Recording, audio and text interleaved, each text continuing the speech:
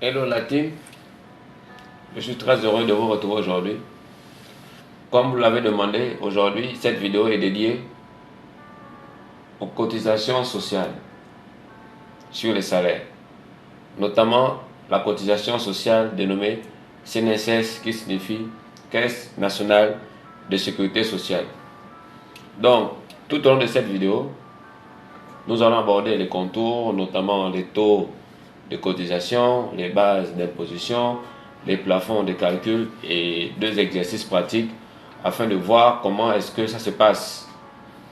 Sans plus tarder, nous allons avancer. D'entrée de jeu, ici nous avons les dispositions légales. Ces dispositions légales sont tirées de l'article 26 du Code de sécurité sociale gabonais qui dispose ce qui suit.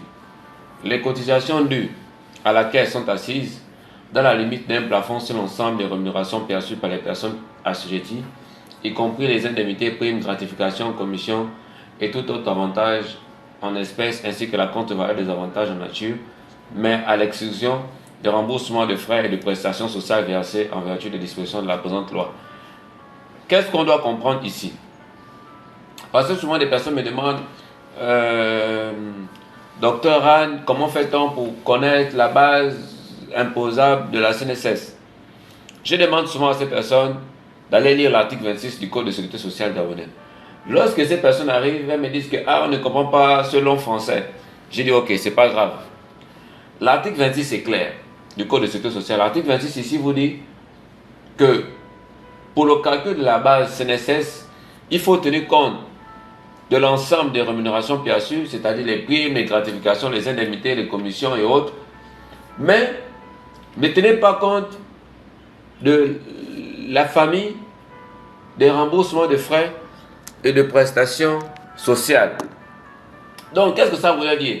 Ici, il faut comprendre que pour le calcul de la base CNSS, on tient compte de tout, mais sauf les primes et les indemnités qui sont considérées comme étant des remboursements de frais et de prestations sociales. La question que vous allez me poser, c'est de savoir quelles sont ces primes, quelles sont ces indemnités qui sont considérées comme étant des remboursements de frais et de prestations sociales. Souvent, vous me dites que dans mes vidéos, lorsque j'explique et lorsque je donne un article, on ne voit jamais ces textes. Donc, avant d'abord de pouvoir aller sur la liste des primes et les indemnités considérées comme étant des remboursements de frais et de prestations sociales, ou encore la liste des primes et les indemnités qui sont imposables et qui sont imposables à la CNSS, je vous invite d'abord à consulter le Code de sécurité sociale. Ici, on a le Code de sécurité sociale gabonais. Ça, c'est la version 2023. Donc, on va rechercher l'article 26, comme le mentionne le document que nous venons à peine de voir. Donc, nous allons rechercher l'article 26 afin de savoir réellement si et seulement si ça figure. Ok, vous voyez, ici, on a l'article 26 nouveau. On nous dit les cotisations dues à laquelle sont assises dans la limite d'un plafond sur l'ensemble des rémunérations perçues par les personnes y assujetties, y compris les indemnités, primes, gratifications, commissions et tout autre avantage en espèces, ainsi que la contre-valeur des avantages en nature à l'acquisition, des remboursements de frais et de prestations sociales versées en application des dispositions de la présente loi. Donc vous voyez ici que le Code de sécurité sociale version 2023 mentionne la même chose selon le document que nous venons à peine de voir. Ensuite, on repart sur le document. D'entrée de jeu, ici on nous dit les rémunérations imposables. Les rémunérations imposables, en fait, ce sont celles qui ne sont pas considérées comme étant les remboursements des frais et prestations sociales. On comprend alors que pour le calcul de la CNSS, on tient compte uniquement des primes et des indemnités, y compris les commissions, qui ne sont pas considérées ou encore qui ne font pas partie de la famille des remboursements de frais et des prestations sociales. Ensuite, lorsqu'on revient sur le Code de sécurité sociale, ici on nous dit un arrêté du ministre chargé de la protection sociale détermine les catégories des travailleurs ou assimilés pour lesquels les cotisations sont assises sur des rémunérations forfaitaires. Donc en fait, qu'est-ce que cette phrase mentionne ou encore qu'est-ce que ça voudrait dire? Cette phrase en fait vous informe que pour connaître la liste des primes imposables, y compris la liste des primes non imposables ou encore des indemnités non imposables, il faut consulter l'arrêté du ministre. Et où se trouve cet arrêté? Voici cet arrêté en fait. Donc on a l'arrêté, c'est l'arrêté numéro 016/MTEPS qui mentionne qui détermine, comme vous voyez ici, déterminant les bases des calculs, des cotisations sociales, de la protection, de la procédure, pardon, de recouvrement suite à contrôle. Donc, c'est dans cet arrêté que vous allez voir la liste des primes et des indemnités qui sont considérées comme étant des remboursements de frais, de prestations sociales, y compris celles qui sont imposables. Vous voyez ici, déjà l'article 2, on vous dit ici l'assiette des cotisations sociales et l'ensemble des éléments de rémunération servant de base des calculs des cotisations. Donc, voici toute la liste ici. Vous voyez ici, selon l'article 2 ici, je vais défiler doucement pour que vous puissiez prendre des notes. Donc, vous voyez ici, on vous dit que pour le calcul de la base CNSS, il faut tenir compte des éléments de l'article 2. Notamment, ici, vous avez le salaire de base, les heures supplémentaires, le sur-salaire, la prime d'ancienneté. Donc, je vais défiler au fur et à mesure pour que vous puissiez prendre des notes.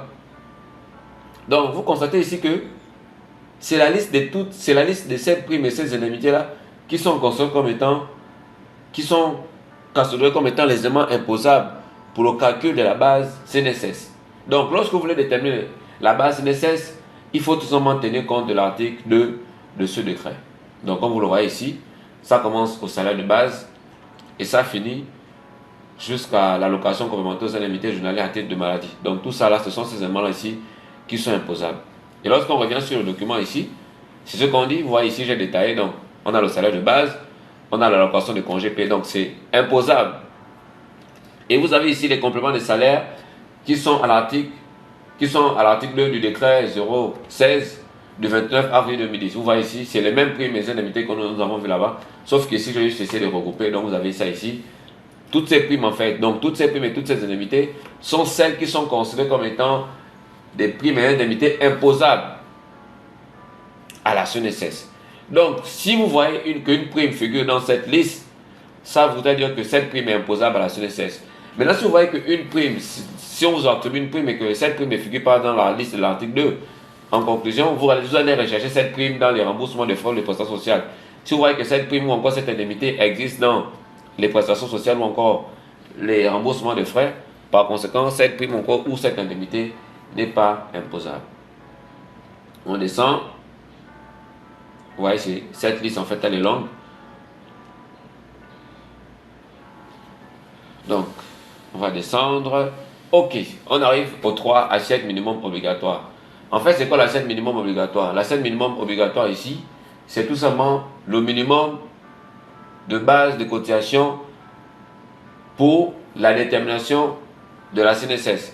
Et au Gabon ici, pour le calcul de la CNSS, le minimum ici, c'est le SMIC. Comme vous voyez ici, on vous dit ici, en vertu de l'article 34 du décret 0000589/88 susvisé, le montant de la rémunération à prendre en considération pour le calcul des cotisations ne peut être inférieur en aucun cas pour chaque travailleur salarié au montant au SMIC. Et au Gabon, le SMIC est de 80 000 francs. À ne pas confondre avec le salaire minimum moyen qui est de 150 000 francs.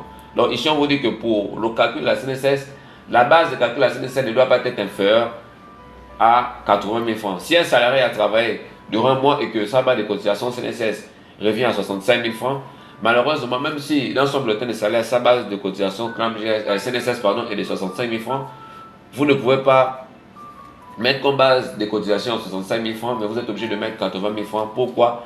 Parce que selon l'article 34 du décret 00589/88, mentionne que on ne peut pas avoir une base de cotisation CNSS inférieure au SMIC. Et au Gabon, le SMIC est de 80 000 francs.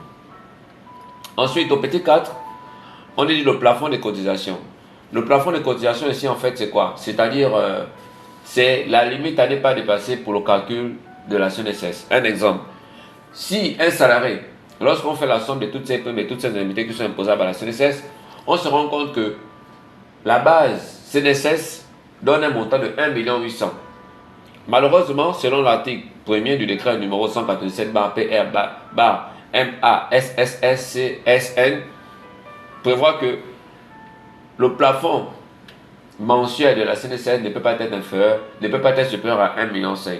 Donc, si un salarié a une base CNSS, c'est-à-dire que lorsque je parle de base CNSS, c'est tout simplement la somme de toutes les primes, de toutes les indemnités qui sont imposables à la CNSS.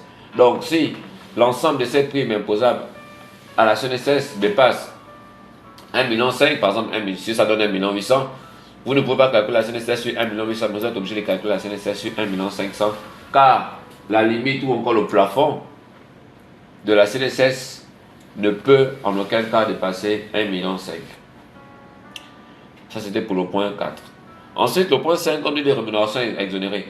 En fait, la rémunération exonérée ici, c'est quoi? C'est, comme je vous disais, selon l'article 26 vous dit que pour le calcul de la CNSS, ne tenez pas compte des remboursements de frais et des prestations sociales. Donc, ça voudrait dire que pour le calcul de la CNSS, seuls les remboursements de frais et des prestations sociales sont à exclure dans la base des cotisations. Et les primes et les indemnités qui ne seront pas considérées comme étant des remboursements de frais ou encore des prestations sociales seront considérées comme étant imposables à la CNSS. Donc, lorsqu'on revient ici sur l'arrêté numéro 016, on va chercher, ici on cherche, voilà, ici à l'article 3, on nous dit ici, en application de l'article 26, paragraphe 1 du Code de sécurité sociale, sont déductibles de l'assiette des cotisations pour le calcul de CSC. C'est-à-dire, ici on vous explique que au niveau de l'article 3, on vous donne maintenant la liste des primes et des indemnités qui ne sont pas prises en compte pour le calcul de la CNSS. Et comme je vous le disais tout à l'heure, ces primes sont catégorisées en deux groupes. On a un premier groupe qu'on appelle remboursement des frais et on a un second groupe qu'on appelle prestations sociales. Donc voici ici la liste de toutes les primes et de toutes les indemnités qui ne sont pas prises en compte pour le calcul de la CNSS. Donc vous avez ici indemnité de déplacement, indemnité d'entretien de véhicules, caisse, voyage, ainsi de suite. Donc toutes ces primes en fait ne font pas partie du calcul de la CNSS. Donc ces primes et indemnités commencent à l'indemnité de déplacement et ça se termine à la prime de solidarité.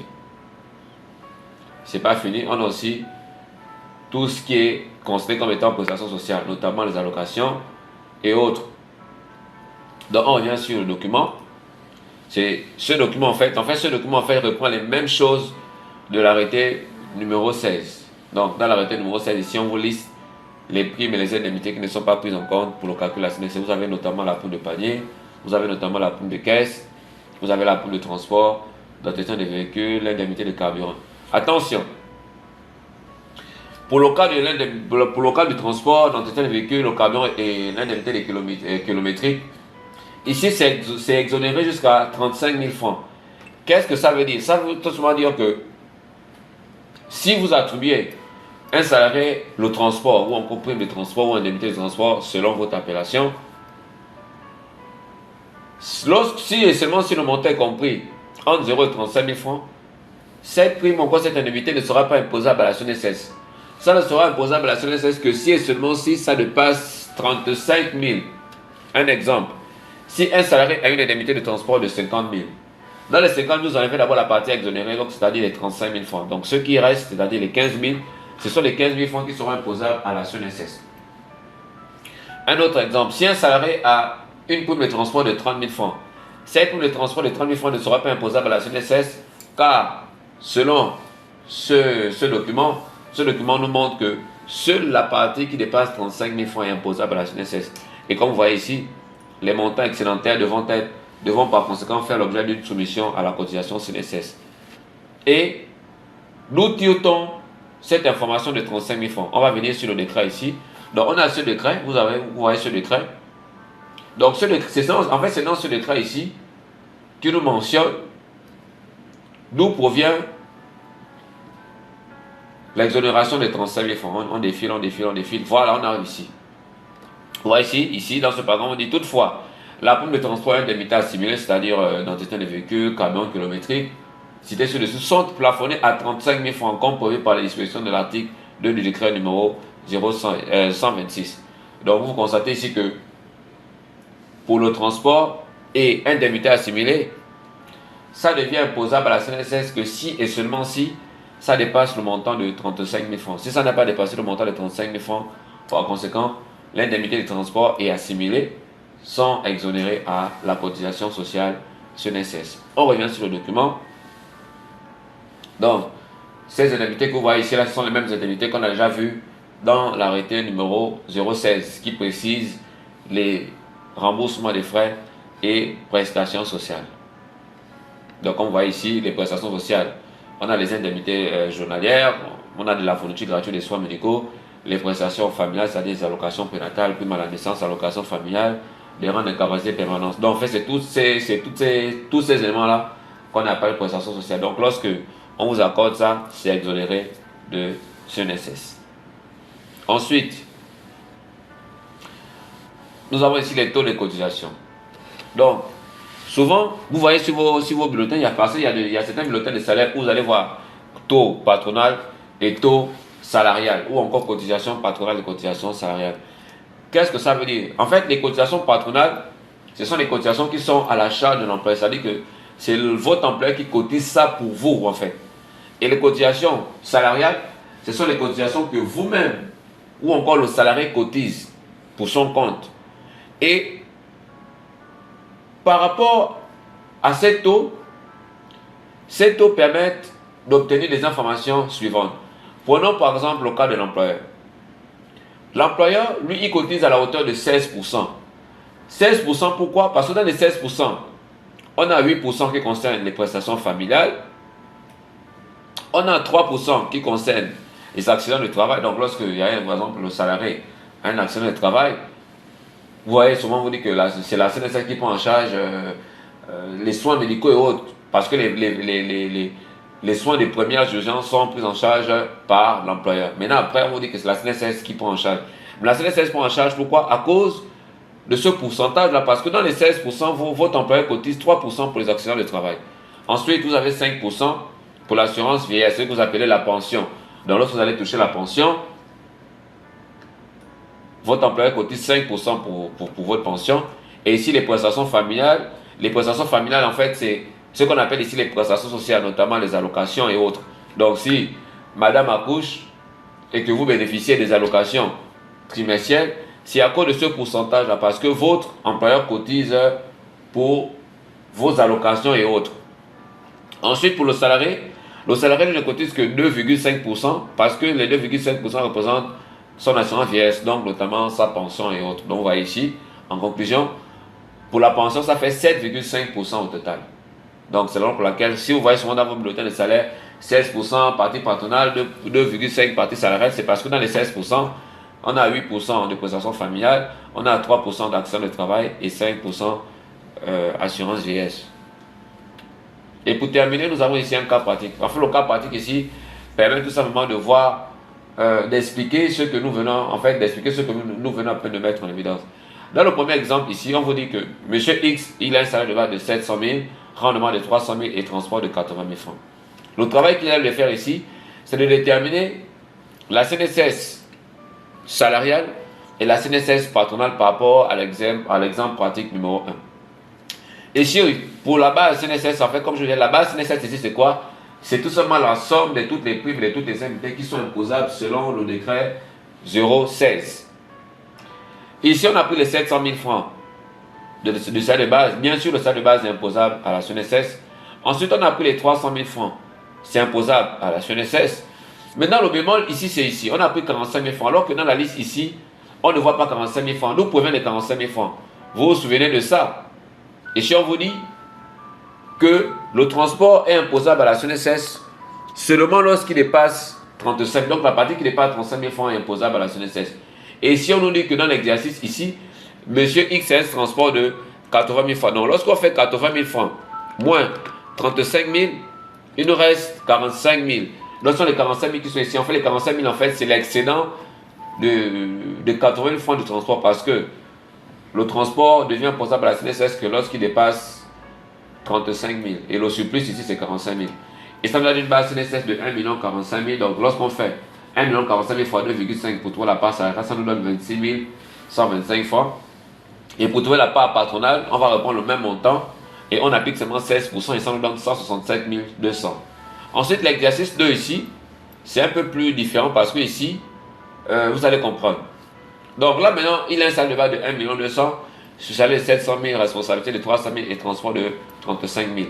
C'est la même chose ici. On va d'abord déterminer la base CNSS. La base CNSS ici, c'est quoi? C'est tout simplement la somme des primes et des indemnités qui sont imposables à la CNSS. Donc, selon l'exercice 2, ici, on a repris 1 200 000 qui reprend le salaire de base. Le salaire de base est imposable à la CNSS. On a 700 000 francs qui reprend le sous-salaire. Le sous-salaire est imposable à la CNSS. On a la responsabilité qui représente 300 000, c'est imposable à la CNSS. Mais on n'a pas pour le transport. Pourquoi? Parce que ce décret nous mentionne que le transport n'est imposable à la CNSS que lorsqu'il dépasse 35 000. Et lorsqu'on regarde ici, on se rend compte que le transport n'a pas dépassé 35 000, donc par conséquent, le transport n'est pas imposable ici. Et ça nous donne une base de 2 200 000. Ensuite, pour trouver la part salariale, on a fait 2 200 000 fois 2,5, ça nous a donné 55 000. Mais sauf qu'il y a un problème. Vous vous rappelez, plus haut, je vous disais que le plafond de la CNSS, c'est 1,5 million, pas plus. Alors qu'ici, on a une base CNSS de 2 200 000. Par conséquent, on ne peut pas calculer la CNSS sur la base de 2 200 000. On est obligé de calculer la CNSS sur la base de 1,5 million parce que, selon la loi, le plafond de la CNSS ne doit pas dépasser 1,5 million. En fait, la base de la CNSS ne doit pas dépasser 1,5 million car le plafond de la CNSS, c'est 1,5 million. Vous voyez ici, j'ai dit, plafond de la part salariale, c'est 37 500. Pourquoi 37 500? Lorsqu'on fait 1,5 million fois 2,5, ça donne 35 500. Et on explique ici, montant CNSS à prélever, c'est 37 500 car l'assiette de cotisation CNSS est plafonnée à 1,5 million par mois. Donc, s'il vous plaît, si et seulement si l'ensemble de vos cotisations, l'ensemble de vos primes et indemnités dépasse 1,5 million, vous limitez à 1,5 million pour le calcul de la CNSS, car selon la loi, la CNSS ne peut pas être calculée sur un montant supérieur à 1,5 million.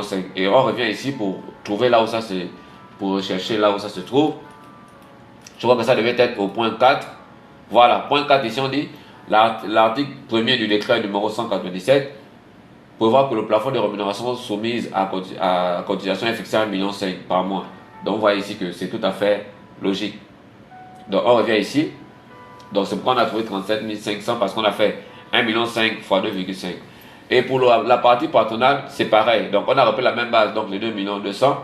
Et on a appliqué 16%. Vous voyez que ça vous donne 342 000 francs. Et c'est toujours le même problème parce que même pour la partie patronale, on ne peut pas calculer la CNSS sur un montant supérieur à 1,5 million. Et vous voyez ici, qu'est-ce qu'on a fait? On dit ici plafond la part patronale de 240 000. D'où provient les 240 000? On a fait 1,5 million du plafond fois 16%. Ça donne 240 000. Et ici, on dit montant CNSS à prélever 240 000 car l'assiette de cotisation est plafonnée à 1,5 million par mois et par salarié. Donc, nous sommes arrivés au terme de cette vidéo. Je vais vous demander de faire un petit travail. Ce petit travail, en fait, consiste à mettre en commentaire la thématique que vous souhaitez que je puisse aborder. Et vous avez jusqu'à, on va dire que la vidéo sera publiée aujourd'hui, donc vous avez un délai de 5 jours pour pouvoir mettre en commentaire votre thématique. Et la thématique qui va plus se répéter, c'est cette thématique qui sera sélectionnée pour la prochaine vidéo. Sur ce, je vous dis au revoir et à très bientôt. Vous sélectionnez la date d'embauche, vous mettez